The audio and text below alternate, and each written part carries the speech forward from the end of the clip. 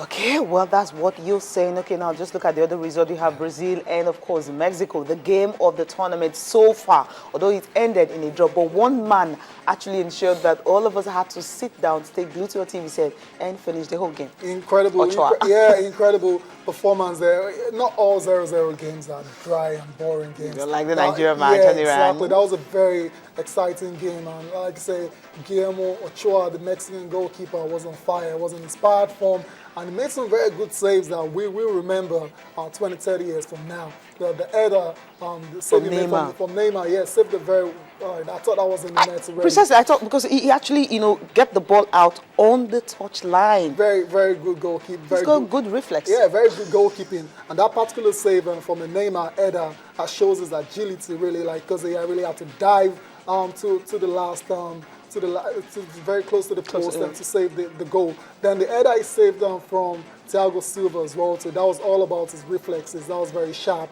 The ball was coming straight at him very fast, and he just had to put his hands up to block it out. So good draw for Mexico. Not a very good result for Brazil, because the fans at the home definitely want them to win all their matches, not just winning with goals. Exactly, and they have a very obvious problem. The attack for Brazil is not a very good one compared to what it is. Yeah, I'm sorry. Okay, I need to air my opinion, of course. Yeah. I know I'm the presenter, but at least that Felipe Scolari, can he just drop number 9? I mean, Fred can wear another number. He shouldn't wear number 9. What difference does that make? He is not.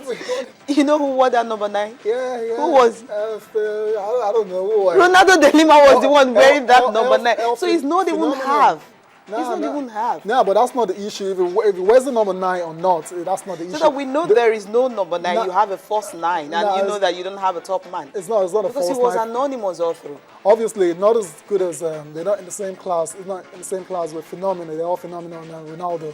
But then, this is a good that's striker. What it takes to weather. Yeah, that's what it takes. But right now, they can't do anything about it. All he has to do is keep plugging away and keep trying. Hopefully, the goals will come for Fred. Well, like I said earlier, that's a very obvious weakness for Brazil. Yeah. They have Fred and they have Joe on the bench in the attacking department. And of course, all hope definitely lies on Neymar. I think if they can bring in, maybe if they have a proven striker who can be tough, when all attention will be on the striker, Neymar will be able to have the time to actually operate and be free, so that the pressure will be less on him, and of course on Oscar too. Yeah, Oscar, Neymar, those are the two guys, two very young guys in their early 20s. Yeah, 22. Neymar, Oscar, about the same thing as well. So they carrying all that pressure on their young shoulder. It might not work out for them this year in Brazil, but there will be subsequent editions of the World Cup where these guys will finally make their mark. Okay, now let's just take a look at the fixtures for today. Well, the big one definitely is Cameroon and, of course, Croatia. That's the game we're looking forward to. Spain and Chile, well, I don't know what the Spaniards can do, well, to actually rewrite the wrong they did when they played in El Salvador against Netherlands. Australia and Netherlands, well, you can say that might just be another walkover for them.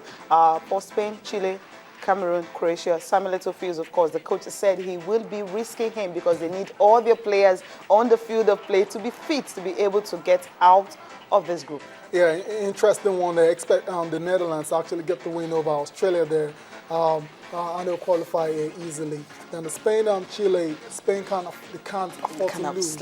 Yeah, they can't afford to lose the game because that'll be two losses. What champions out in the first round? Yeah, it happened to France in 2002, right? Yeah. After they won in France 98, 2002, of course, they were out. So it can happen. It can happen now. It's not a very good thing for Spain if it does happen like that. So I expect them to really step it up against Chile. But Chile are a very solid side as well, so it won't be easy. In the Cameroon game, the doctors already said Eto'o won't be fit for that game. But then the latest we're hearing, like I said now, is that the coach will take a risk. And you can understand why they can't afford to lose the game as well. So if they lose, they'll be back in Yaoundé. So good luck to Cameroon, but I don't see them beating Croatia.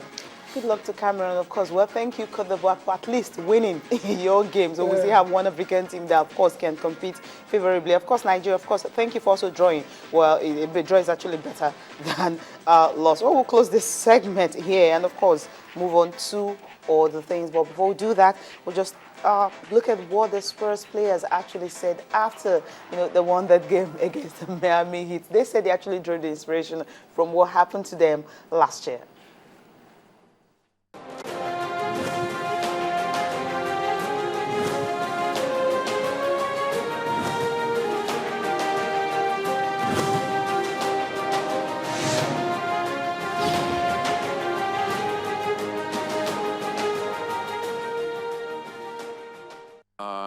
very special. It was already a special day, but to do it at home, to do it with my kids and my family and my friends here, made it so much more special. Just a great experience. No, we always try to compete every year. Pop and RC, they do a good job to put a team together to try to win a championship. And it's been a long time, but it makes it even sweeter. That's why I say it's the sweetest one, because it's just unbelievable to win 7 years ago and to be so close last year. It was very cruel, but that's the beauty of sport. You know, sometimes it's tough, and sometimes it can be beautiful because it shows a lot of character of the team to take a loss and to come back the following year and to win the whole thing. Every game that we were up 15, 20, we kept it. No mistakes, great mentality, and we kept playing till the last minute. So very proud of what we accomplished. We beat an incredible team. Okay, where that's coming from? Tim Duncan, of course, Tony Parker, and Manu Ginobili, the main guys there. We'll just take a look at the papers briefly, right? We're starting with Sports Day, of course, just briefly. And this big one is Yobo is saying that we need more creativity. Well, that's coming from the captain himself. I hope he'll be able to do that. Eagles, $5,000 beat Iran $3,000. What? $3,000, that's what they got from that one. And, of course, Nigeria's draw excites Bosnia's coach. Why not?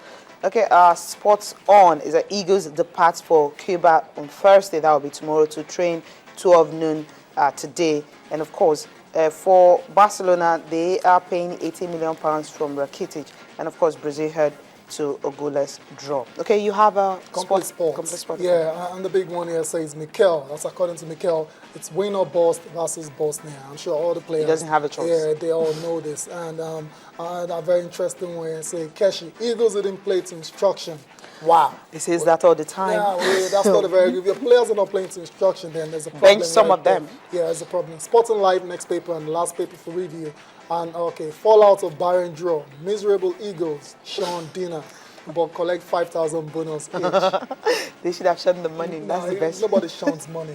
Really? Nobody shines money. I wouldn't shine money. Just dinner. Skipping dinner is not just enough. But at least, please, win the next game because Nigerians definitely not be happy. You know how much it costs for people to actually travel down to Brazil? It's really expensive. Okay, from that now, we'll talk about the San Antonio, the big three, of course, we have in Spurs right now.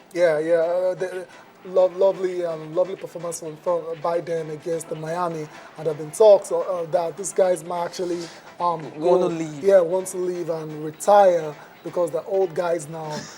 Tim Duncan is 38, exactly. Manu Ginobili is 37, and Tony Parker is in his 30s as well too. But Tony Parker's come out to say yesterday that they will be back for next season. The three of them together? Yeah, they will be back, and they have a very good supporting cast as well too. So that San Antonio Spurs team, they're not done at all. They're not done. I think they still have a couple of rings in them in the next couple of years. Now, so talking about Tim Duncan, I mean, this is the man who have won 5 titles with them, right? Yeah. And in 3 different decades, right? Incredible player. If you're looking for a model professional, it has to be Tim Duncan. He's a superstar. There's no doubt, bona fide superstar. But then he's very selfless. He's that kind of player where you want to model your career after. So you really have to give Tim Duncan thumbs up. Last season was a very good season for him. In the regular season, he averaged 15.1 points and 9 rebounds. For his age, then in the playoffs, they average slightly above that. Yeah, 15.4 points and 10 rebounds. So it shows you the kind of quality he still has, despite his advancing age. Okay, well, for Tony Parker, of course, well, he's the youngest in that squad. Of course, we know he will definitely manage Ginobili well. It's a huge one for him. Yeah, he will be back as well. Tell 7. These guys love basketball. They sleep, eat, and drink basketball. So they will be back next season. I want to believe so too. And we can't talk about the sports without talking about the coach. Greg Popovich.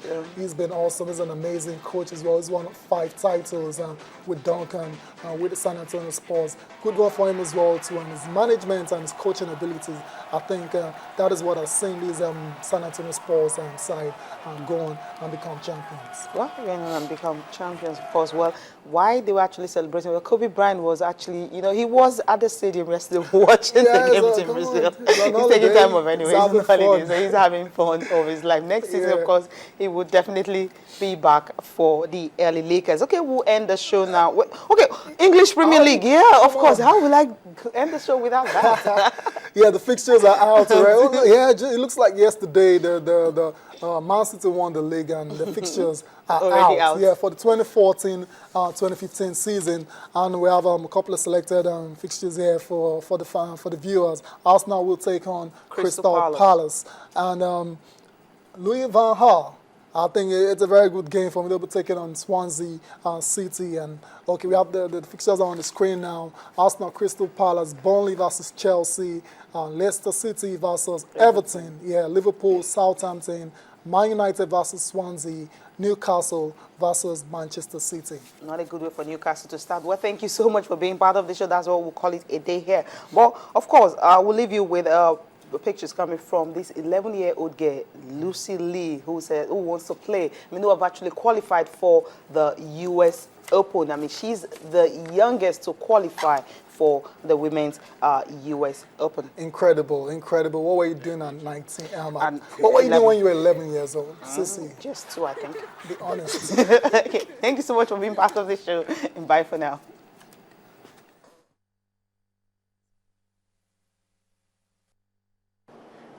Perfect week. I just want to go out there and have fun and play the best I can. And I really don't care about the outcome. It's just I want to have fun and learn. I want to learn a lot from these great players.